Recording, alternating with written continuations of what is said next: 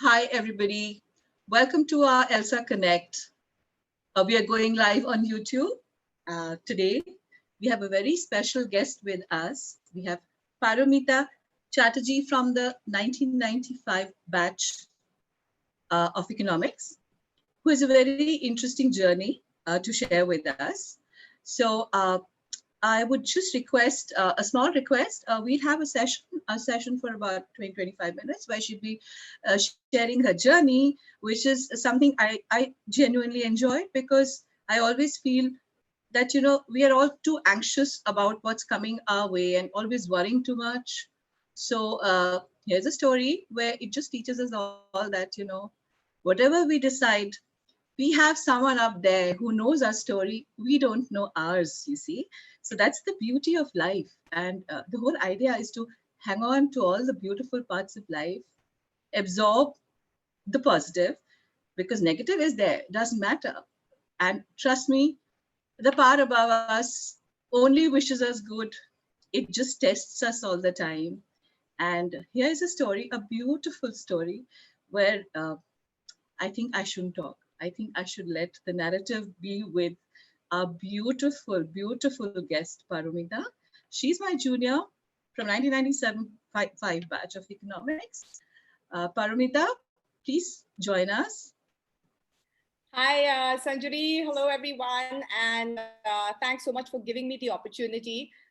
In fact, this whole process of writing down my story, I first thought I would keep it very simple, just follow my professional career and share it with you. But then I realized there's so much of personal interspersed with it that it's a bit of a mix of the two. And as Sanjari said, I was simply following the cues of life, somehow tumbling along.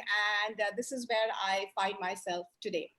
So thanks again. And let me begin with my story, which is what I've called Following the Cues with Paromita Chatterji. And as Sanjari said, I am a 1995 batch of economics. So let me start from there. So LSR, you won't believe it, I couldn't find an old photograph of mine. So this whole endeavor had me going back and hunting for photographs. So I couldn't find an old photograph of mine. So I've taken up LSR, the building we all love. And I chose economics, or rather economics chose me, or rather my parents chose economics for me because I was actually a science stream student. So again, mom, dad said, economics, do economics, and then you can sit for the IAS exam because I come from a family of bureaucrats. I listened to the first part, so I did economics, but I had many other interests in mind. You know, I was always into the performing arts. So right from school, I was part of the Dramatic Society. I was part of the Dramatic Society in LSR as well. And it so happened that when I began college, you know, I saw an interesting advert in the newspaper, a theater company called Stage Door, which was run by Amir Raza Hussain, who was one of the more prominent commercial theater directors, I would say, in Delhi at that time. Ran an ad and he was holding auditions. And this was in Moria on the top floor restaurant. I don't know how many of you remember, called Banthai. And there were like hundreds of people, and it was for a small part in a play. And I said, hey, what the hell? What's the worst that'll happen? So I went, auditioned. I remember my hands were shaking and cold and, you know, reading the script, but somehow I got the part. And I remember mentioning it to my parents. So that began my journey. So as my journey began in LSR, I was also simultaneously part of this commercial theater troupe, which was very different from just doing theater. And I was part of Dramatic Society as well in LSR. So I had a fair bit on my plate, and there was an additional sort of factor which also came in, which is that around the time I started college, I also met with a very interesting new neighbor of mine.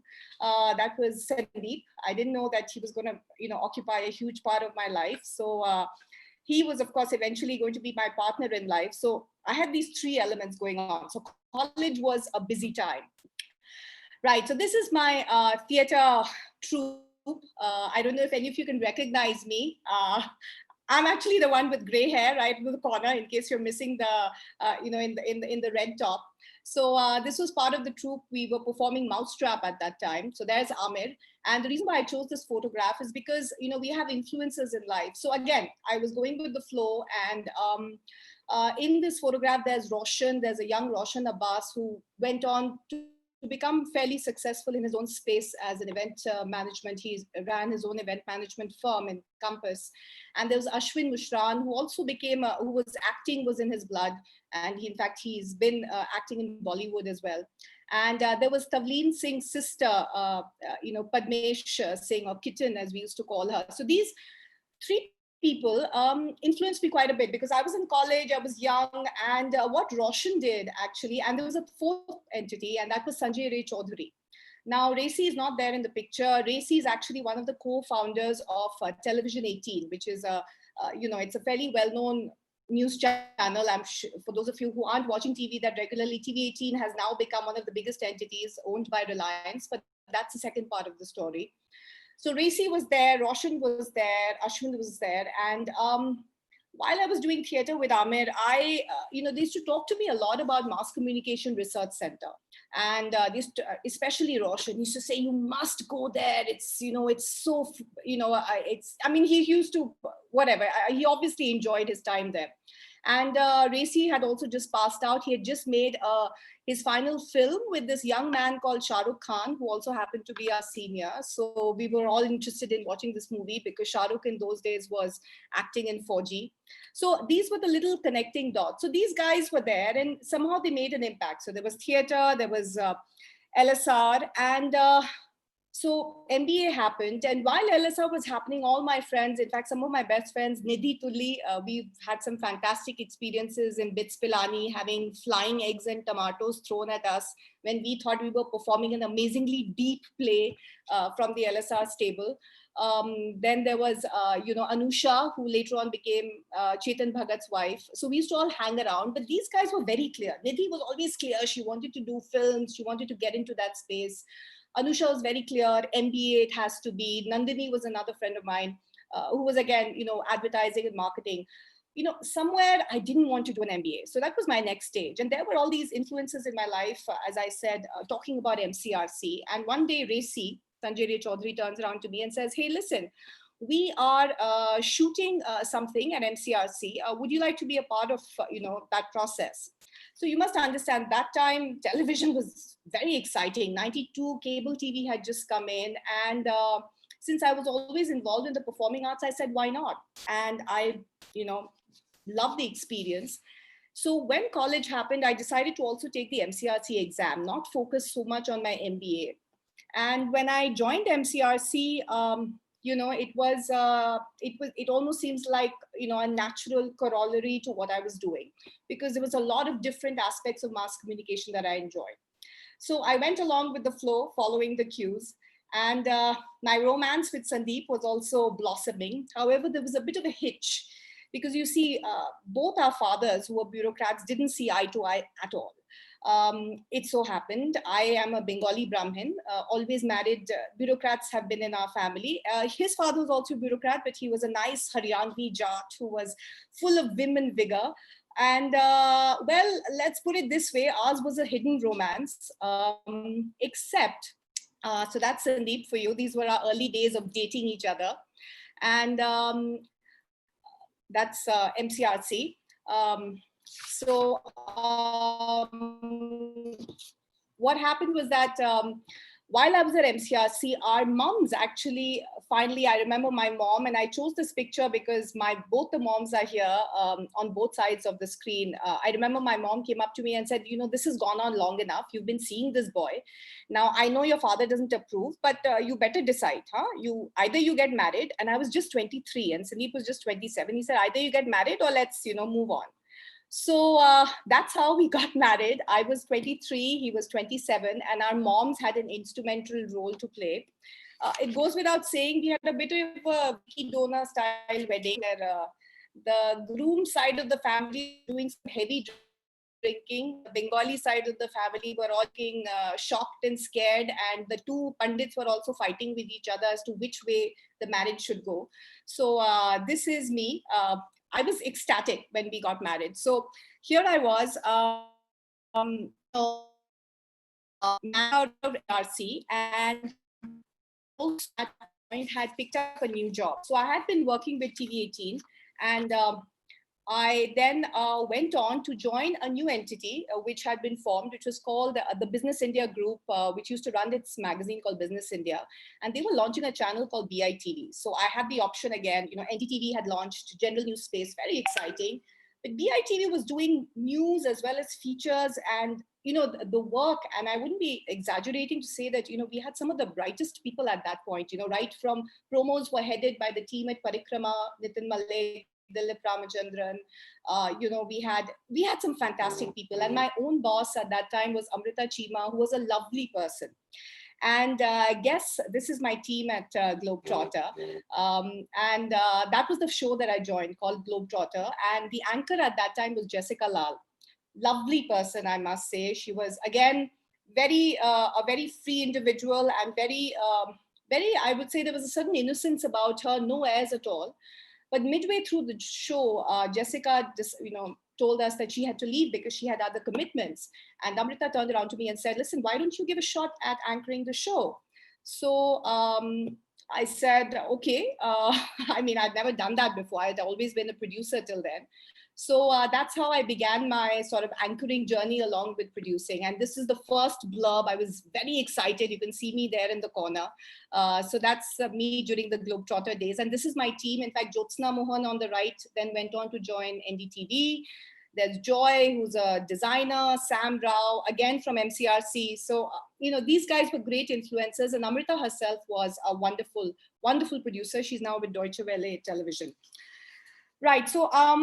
So this part of my life have begun. While BITV was happening and it seemed like we were all set, Sandeep got posted to Indonesia. And I said, okay, just started my job. Let's see where it takes us. I said, I told, Malvika Singh, who was that time running BITV, that, I'll take a break. I'm not sure where this is going to go. And she was very amenable. She said, okay, I mean, I guess she had nothing else to say. She couldn't say anything else. And we went to Indonesia, seen idyllic, lovely expat life. But within a month of going, I had a pretty rough boating accident where I fractured my pelvis. And it was a very tough time when, for 3 months, I was bedridden in a foreign country, pretty shattered, my pelvis, my confidence. And Sandeep and I were pretty petrified about what's going to happen next. So after 3 months of recovery in the hospital, I decided to, I came back to India. Sandeep still had to finish his contract over there. And so I came back to India and I can't sit still. Even if my body had been told to sit still, I can't sit still.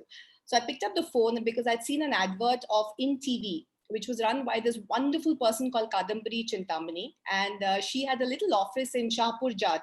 And she used to produce the show, apart from India Business Report, she used to produce a show on Doordarshan called Crossfire. And again, that was a mix of, that was the beginning of economics and using my economics as well as, a good television. And so the topics were mostly to do with economics. So we had, the finance ministers and so on and so forth coming in. So that was a good primer for me. I didn't realize life had these clues because right about 6 months when I was working with Kadambari, I got a call again from Racy. And Racy said, hey, we've just got the rights. We are going to launch India's first and foremost business channel, CNBC. Would you be interested? Because we think you have the right, give it a shot. We don't know. We are interviewing a lot of people. So Racy was there. And on the picture is, again, a huge influencer in my life. And that's been Raghav Behel. So Raghav, for those of you not familiar with TV, has been, a pretty, he's, say, if what Prannoy Roy did for general news, English television, I think Raghav has done for business news television, and especially connect retail investors and retail viewers to the stock markets. Because in those days, dematerialization of shares, I don't know, I don't want to get into that, but essentially he sort of connected it. And CNBC, all of us it was a learning experience. We didn't know how a business channel would do in India. So this is some of the team members, on a set that we were shooting. So those were fun days. It was unfettered journalism. There was no big daddy or corporate guy telling you, this is the way the story should go. I would shoot something, say at the Ministry of Finance, come home, come to the studio, edit it, put it in the rundown. We'd shoot the evening show or the afternoon show, depending on when the story went in. Then we would run with the tapes from Akshara Theatre, which used to be in Ram Manohar Lohia, to VSNL. So very exciting days. And I was giving it my all. Sandeep was busy with his work. So it seemed pretty good. So 5 years, I was doing this. But at the back of my mind, I was always very clear that, family is also something that I need to build. I'm not just, and that's something that we decided. So, except it wasn't so easy coming. There was a 1 year long period of fertility treatment. And when I finally conceived, I found myself in a very strange place. And I don't know if any of you empathize with this. I was actually apprehensive of telling my team members at CNBC, because I was apprehensive of their reaction. Here I was, a budding anchor. I was 29 years old, just establishing herself. And as I was told, if you're off air, then you're out of sight, you're out of mind. So, think about what you're doing. Are you sure this is the right time to start your, start a family? But, we persevered, and I had one, that's my firstborn, that's Shaila. And it was, 6 months. I asked Raghav, I said, I don't care, give me unpaid leave. These days it would be paid. I said, I don't care, it's okay, I'll take my chances. 6 months I need, because you are in Jhandewal and I'm in Gurgaon, and I can't, till my baby is not 6 months old, I can't join back. 2, of course, a lot of apprehension as to what I would be faced with. But I came back. It wasn't easy because they put me on the 7:30 a.m. morning show. It was an immature organization. I think I was also growing with them. They were also growing. They didn't understand. So 7:30 in the morning meant 4:30 I would report. I would have hardly slept. I had a very colicky baby. So life could be as difficult as possible for a young mother, to be honest. At least I felt that way.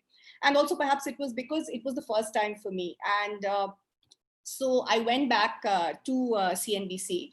And the reason why I could go back, I'll be honest, is my mom-in-law. And she's the one, she's never had a career of her own. And she came to me and she said, Bete, fikar mat karo, you just get me the maids and you will, and give me the infrastructure, set up a system, and I will take care of your daughter. You go out and work.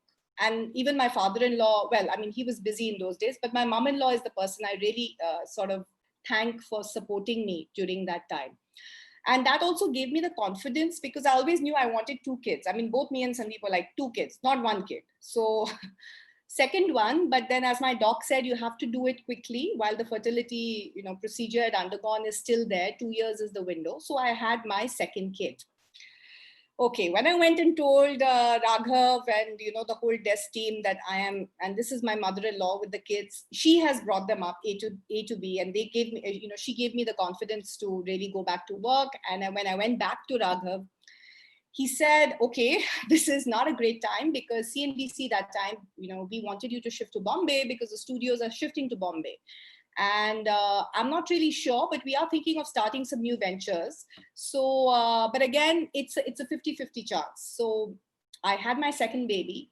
And when I came back, or rather in between, obviously I was in conversation with Udayan Mukherjee, Senthil, and Raghav. These were the 3 people whom I was in touch with. They are, were part of the CNBC main team.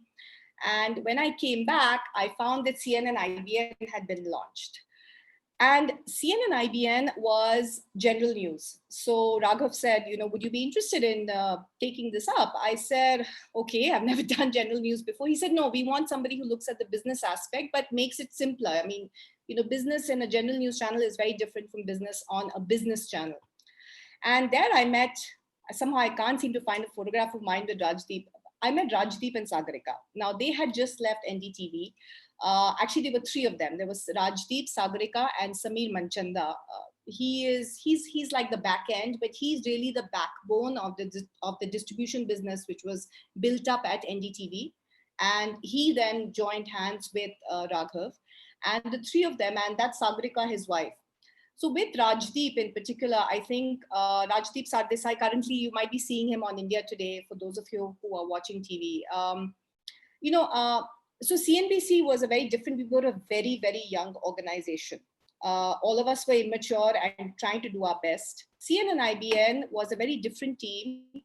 Rajdeep brought his own maturity. And if I may say so, he was a very secure boss. And I felt, and both Rajdeep and Sagarika having been parents themselves, because in CNBC, I think apart from myself, there was no other sort of anchor editor who had started a family or who had a family. So it was a different learning curve. He gave me a lot of space, gave me a lot of understanding. And I think both of them helped, or rather understood, that I was trying to balance a lot of things. And CNN IBN by then had shifted to Noida. So it was like, I used to commute from Gurgaon to Noida, which was tough enough. But then, the demands of setting up another startup channel, it had been 4 years, and I was, it was very difficult because with my second kid, I said, I'm going to pump, I'm going to be one of those mothers who's going to really crack it this time with the second kid and with this new channel. Except it was very difficult. Breaking news would happen. I would forget to pump. And in the middle of the show, honestly, I've had cases where I'm just like flowing all down and holding the piece of paper and saying, okay, let's just cut now. So it was challenging. But I would say CNN IBN was a great time. But I was also at that time, the high of the newsroom wasn't quite sustaining me. When you step into a newsroom, there's a different energy and you're ready for your next story. What do I do today? That wasn't quite there. So just when I was thinking that, I would sort of take a step back, also because Sandeep, at about that time, had said he needed to get a transfer to Bangalore. And he'd always been very supportive of my career. And I said, I can't hold him back now. He's always been there for me, not taken, transfers, so that he's there for me. So just when I said, okay, now time to say final goodbye to TV, ET Now happened. And that time, ET Now came from the Times Network stable. And the Times Network wanted to replicate the CNBC model, and they wanted to use the Economic Times paper strength. So in its way, ET Now was a very different experience, because you were using a newspaper as the base of your channel. But to orient print into thinking breaking news into television was a different challenge by itself. So I'll just play a short video, which I happened to find, by the way, while I was searching. This is when I just joined ET Now. And the reason why I joined ET Now is because when I met with Rahul Joshi, I explained to him that I wasn't looking at a full-time in charge of an entire band. I said, I'll take a small, like say, give me the morning band and that's it. Because that's my capacity right now. My kids are growing up. I'm right now like a single parent, though my mom-in-law was there, but as kids grow up, you need two parents on hand. So I was finding that more and more demanding. And to his credit, he agreed. So this is... I'm Paromita Chatterji, and business has been my work for more than a decade, and markets my passion. From the first trade to the last call, the stock market journey is a thrilling one, but you need to know more than what's just buzzing on the screen. You need to know the story behind every stock tick, and that's our mission here at ET Now, with the biggest and the best network in the business. We'll be the first to tell you not just what's moving, but why. So make the most of the markets now with us. So, this was a great, nice launch which happened. I said, wow, I have found my space. They're giving me all that I want, and I'm going to be able to sustain this for a while. So it was exciting. And as I said, it was a totally different startup as opposed to a pure television channel, because we were trying to keep print as the bedrock, and that had its own challenges. So on the personal front, while ET Now, we were building it up, I was doing the Bangalore Gurgaon parenting, which meant alternate weekends. Sandeep would be flying down, or I would be flying in with the kids. And there was a lot of pull and pressure and a lot of physical strain, I think, on the two of us, particularly on Sandeep, to keep up with this kind of strain. And at that time, I also started feeling that, there's something wrong. I'm not doing something right. And I then encountered this wonderful Buddhist philosophy called Nichiren Daishonen's Buddhism. I think Prema Iyer also referred to it some time back, which is that, which is really about telling you how to find happiness through ways in yourself and really examine yourself. And one of the key things that, one of my leaders gave guidance to is that, husband and wife have to be like fish in water. They have to be together. And I thought about that, and I said, listen, I think I need to shift to Bangalore. So 2012, I shifted to Bangalore. from Gurgaon. It was very difficult on many fronts because I had never managed a household on my own, didn't know anything about cooking, had no idea how to function without having my mom-in-law as a supervisory role. So it was many challenges on many fronts. And also at that point, Times news channel anymore, because I'm thinking of shifting to Bangalore. So they said, why don't you, take a look at take a look at our branded content, what they call as avenues, where you prepare a product for a client, and that's offline. So it was a very different animal. And, having said that, news gives you its own high, but this also gave me a step to, a process to sort of step back and travel to many places, because when you're on a news role, you can't really travel, you can't really leave the studio or your studio offices other than to report, because you're constantly glued there. So this is me doing one of my, one of my stints with Times. So 2012, when I shifted, I continued in this role with Times till 2017. And 2017, I realized that, and in between, I have to tell you, even though it sounds idyllic, Sandeep used to travel like a maniac. I used to travel as well, because nothing was here in Bangalore. So my kids, for the first time, were in charge, were being brought up by maids. And I've had some horrific stories, but it really was brought home to me when I came back from one of my travels and found the maid completely drunk with my 7 and 9-year-old with her. So I said, something has to change. I need to, really need to refocus and rethink. So 2017, I stepped back, and I then began to work with Times on individual projects, depending, of course, that has its own risks. Because you're no longer a full-time employee with them and you're a consultant. But having said that, it was, a good mix. So this is my family today. This is my eldest daughter, Shaila, in the gray t-shirt. She is 17. She is really, looking forward to now getting into the batch of 2021, graduating. That's my husband, Sandeep. We were celebrating his 50th birthday, and I'm so relieved that I didn't marry anyone from television. I don't think marriage would have lasted. He's completely from a non-television side, and he's really my Buddha in my life. That's, of course, myself, and that's my younger daughter, Manya. So this is where we are placed today in Bangalore. And I must say, Bangalore has been great.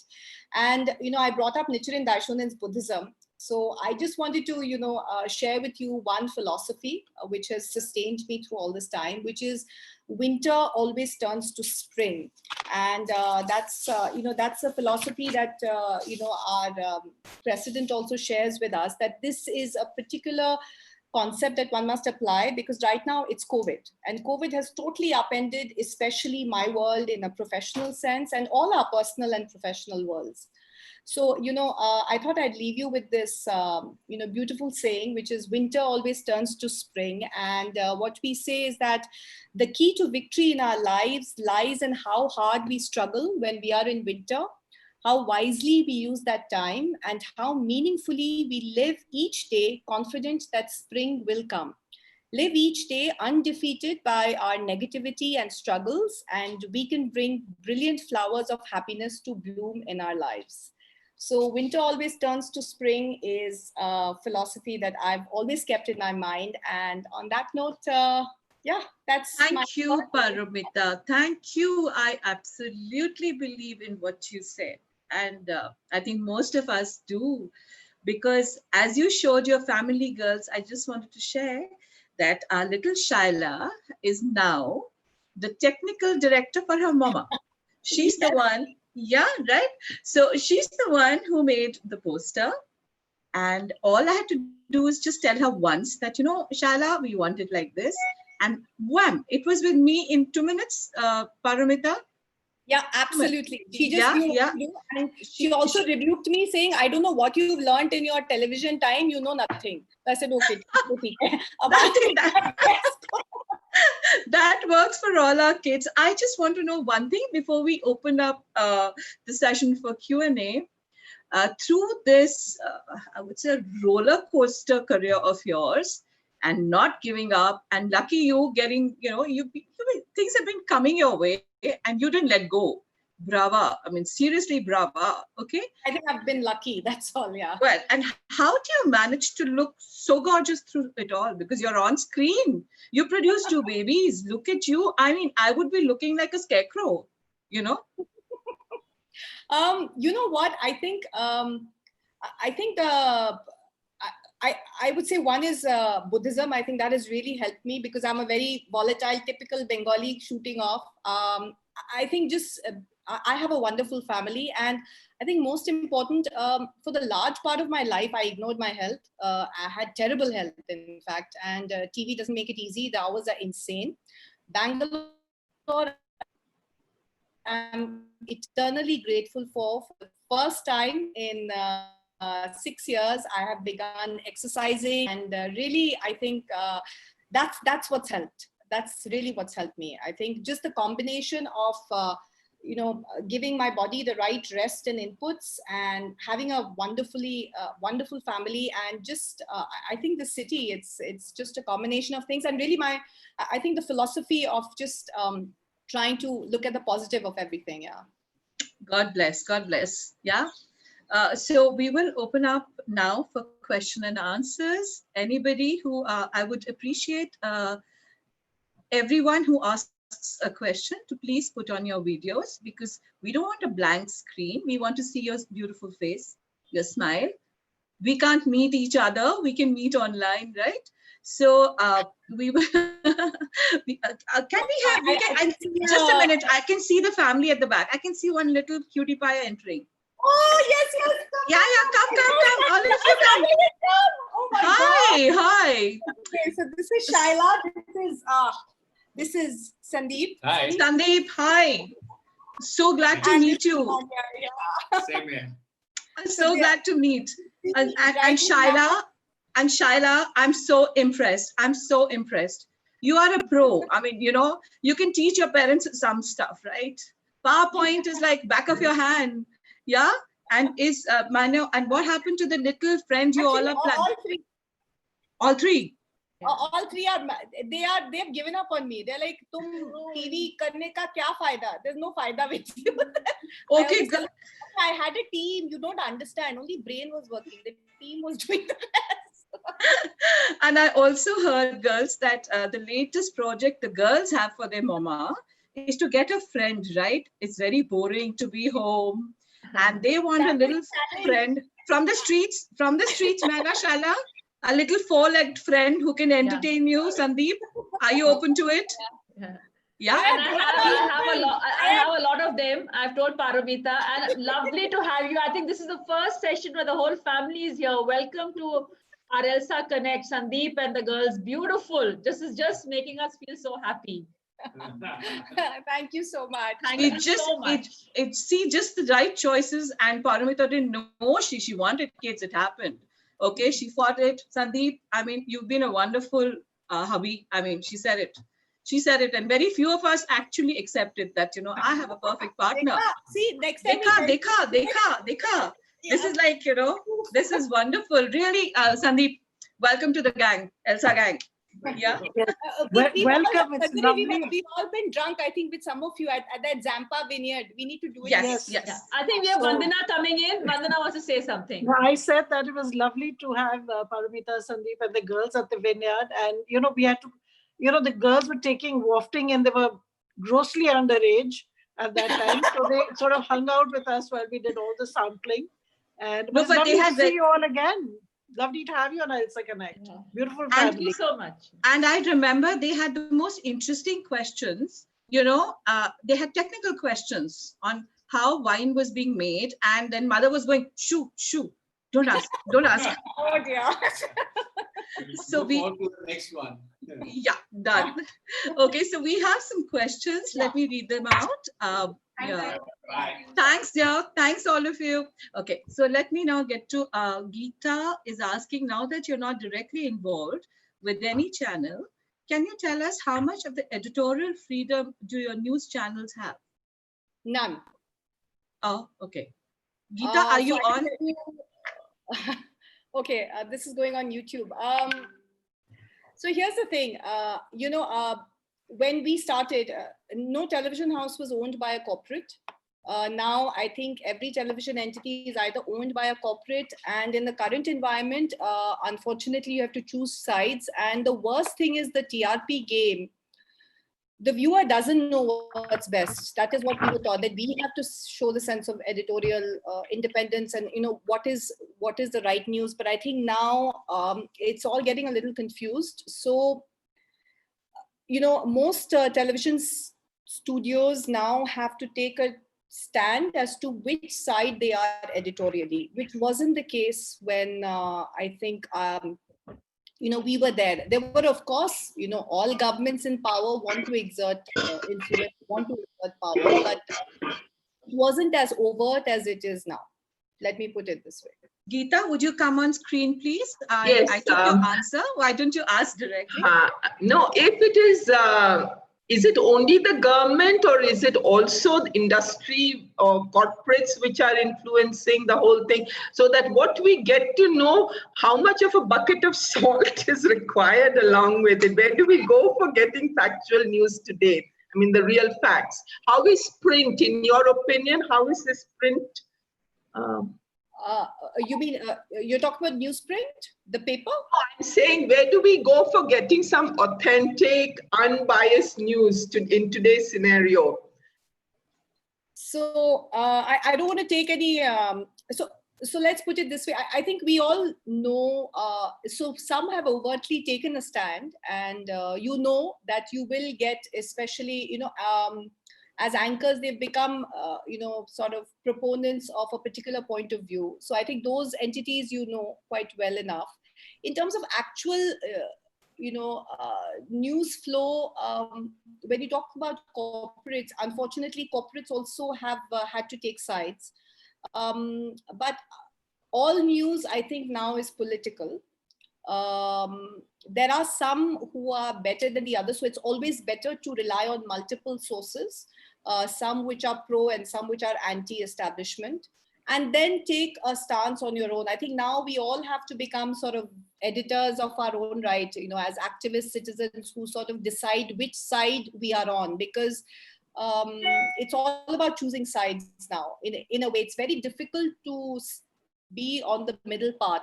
No news channel is doing that anymore because it doesn't bring home the TRPs. I mean, I wouldn't say, I would say very few, yeah.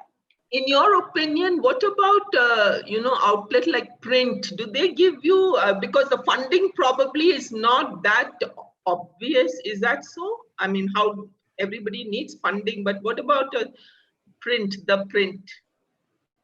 You know that so, you know, there are some journalists, and yes, the print. I agree with you. Having said that, you know, funding is being choked. And again, you know, I don't want to take any specific names, but the problem is also COVID is going to exacerbate that, because funding for independent entities is getting choked, and it's getting more and more choked as we go along. I would even, or rather anti-establishment entities. So as I said, you have to take, so you mentioned one entity, there are several others also in this space, and then you should sort of take a stance on your own. It's, I think something known as a neutral news entity no longer exists. I would reiterate that, despite whatever funding you get, because all the funding comes with conditions. There's a lot of problem with funding, because I recently remember listening to Rajdeep in a talk, and he was in one of the talks like that, you know, and he was very blasé about it. He said, you know what, if you don't cater to what the particular political team wants us to, they will block us. You know, the channels are blocked. Did you ever? Yeah, I mean, I don't know if you're aware, but again, you know, Raghav has been trying to launch a channel based on the Quint, with Bloomberg Quint, actually. That permission is being denied. But again, if establishments change, then it'll be the other way around.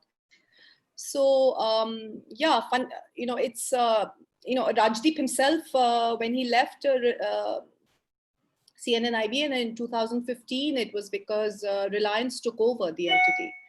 And so there are some people who are still trying to stand, but having said that, everybody has their own biases. So it's very difficult. That's true. That's true. You know, but it's a tough battle at this point. It's a tough battle at this point. Yeah. Right. Binu, would you like to come on next? You had a question? Binu, are you there? Oh, I think Binu.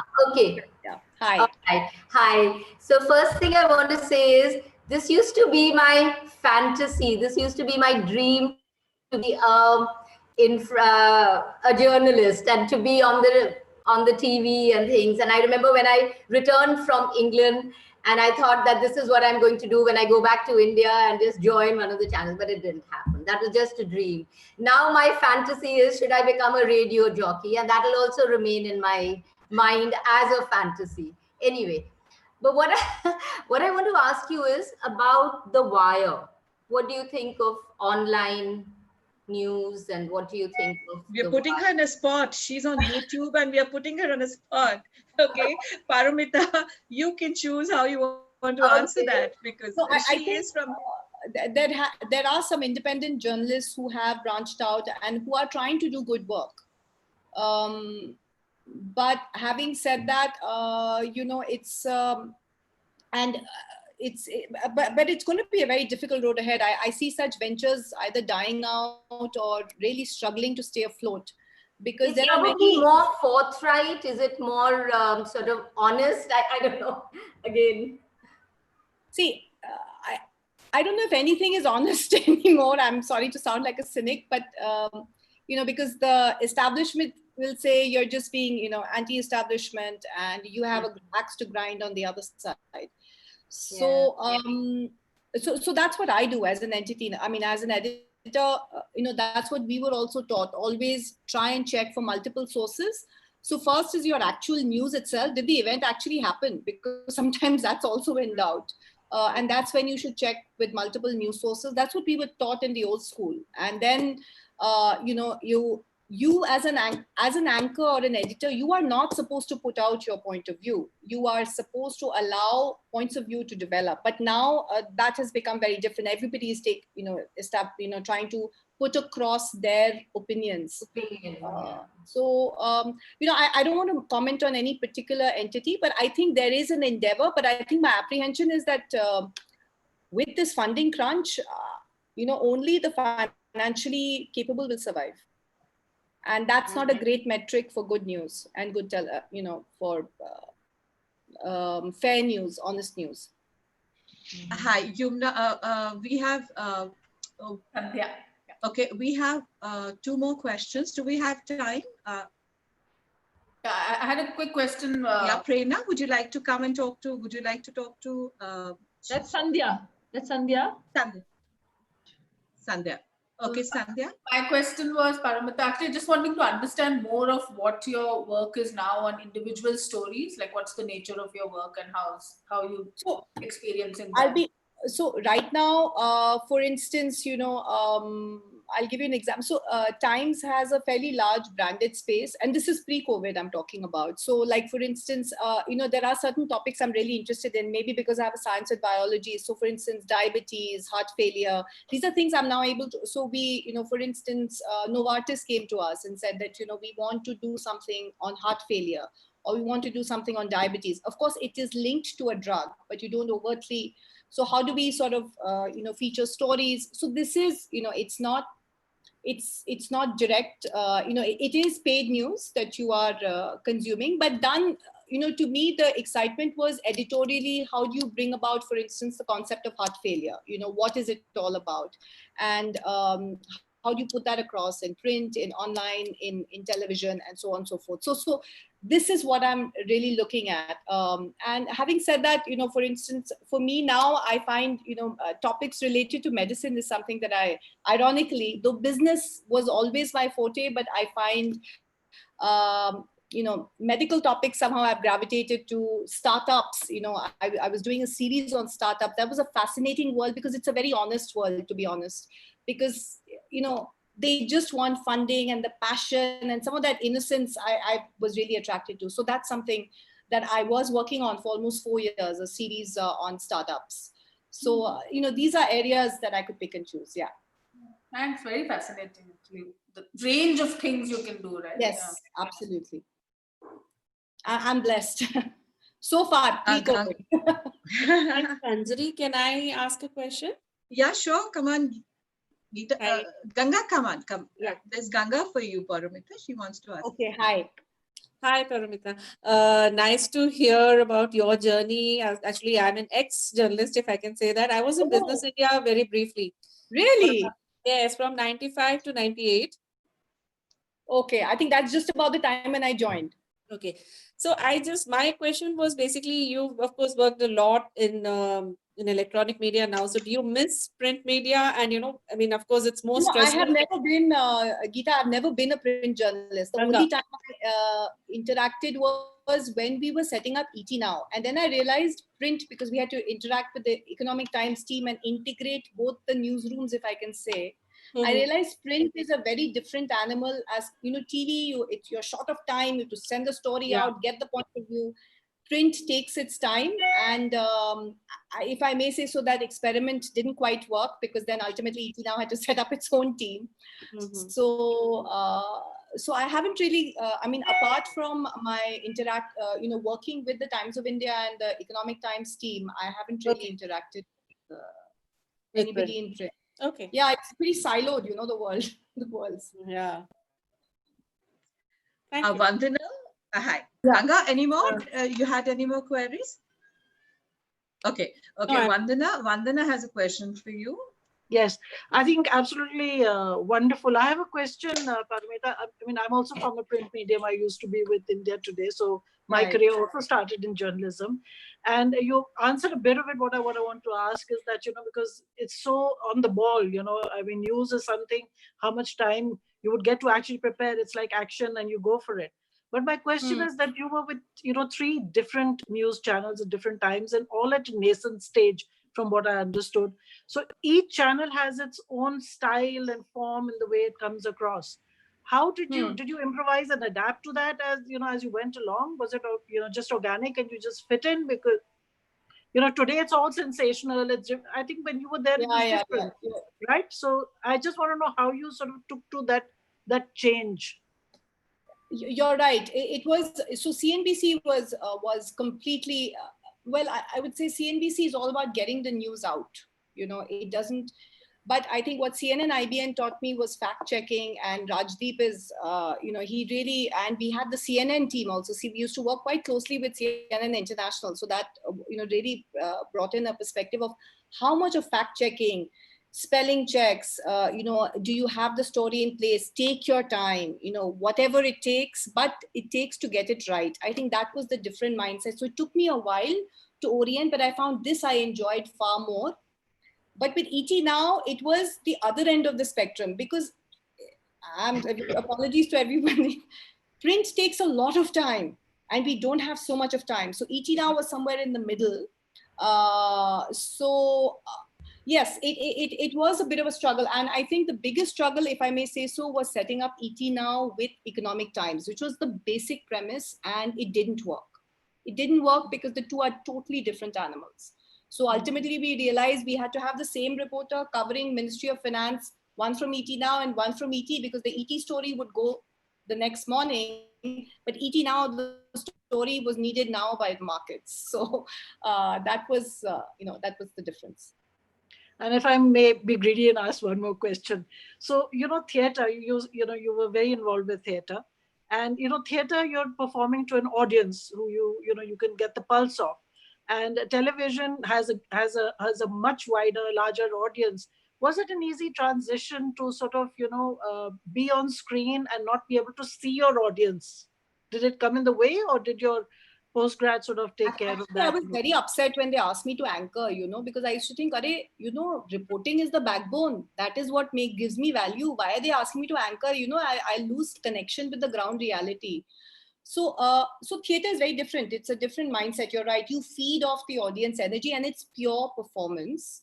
But the other aspect to me was also, I get just doing the story. I think that's what, if anything, MCRC, or rather my days with TV18 and BITV also taught me, is that, just following the story, and that has its different highs. So, a lot of kids ask me that, how do I become an anchor? Or I've had some interactions.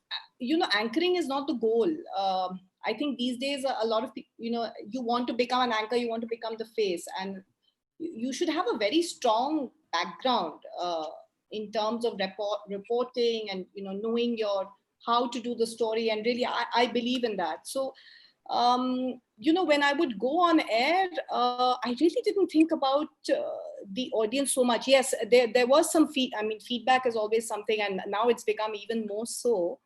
But no, I really didn't think so much about the audience. I think we were all just so caught up in putting the story out there. It never really crossed my mind. Having said that, I think now that mindset has changed, because you're getting continuous feedback. Somebody's tweaking to you, you suck, you're this, you're that. I don't know how Rajdeep, I haven't, I just last interacted with him when he had launched his book, but he is really morphed, because he's a very old school print journalist who is now on Twitter and taking on the bucks, and so I think there's a lot to learn. I'm not sure if I have such a thick skin. I might have had a problem. Well, you're doing much more, Paromita. Thank you for sharing.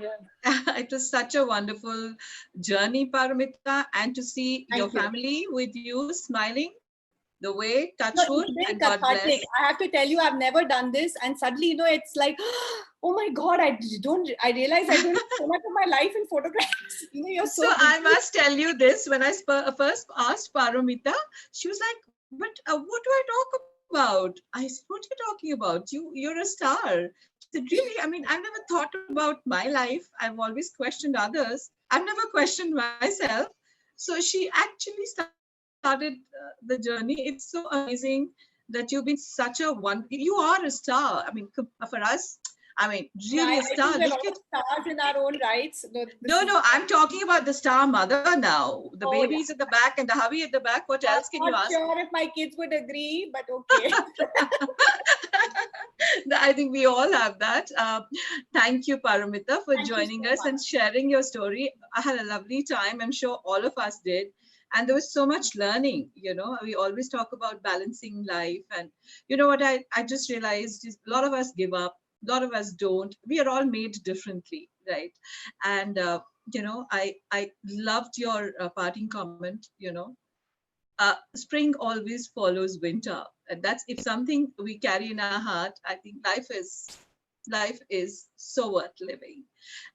So with this, I would request Geeta to invite, for our next session. Geeta would be introducing us to our next ELSA Connect session, which is going to be on the 11th. Geeta, will you just take over? So the next session on Saturday, that's July 11th, will be by Tina Matharu. She is English Honours 2000 batch. She's a lawyer by profession and the mother of one. She is currently the Director Legal at Sutherland Global Services, which is a global organization, but the top management are all Indians. The CEO sits in, the person who promoted it sits in US, but otherwise it's an Indian global organization. And her talk will trace the common thread that unites us all. And it's titled Women and Her Identity, The Journey of Life. She's going to share her experiences. She's lived in Norway, US, and now in India. And so I look forward, hope you'll all be there on Saturday to share this insights that she has. Thank you, Geeta, and thank you, our audience. It was lovely to be sharing our stories with you all. Hope to see you again on 11th with Geeta and Tarun. Goodbye. All right. So thank you, everyone. We'll be getting off YouTube Live now, but we'll keep our own Zoom window open. So thanks, Paromita. Thanks, Sanjari. Thank you. Everyone. Thank you, Sandhya, for helping in the coordination.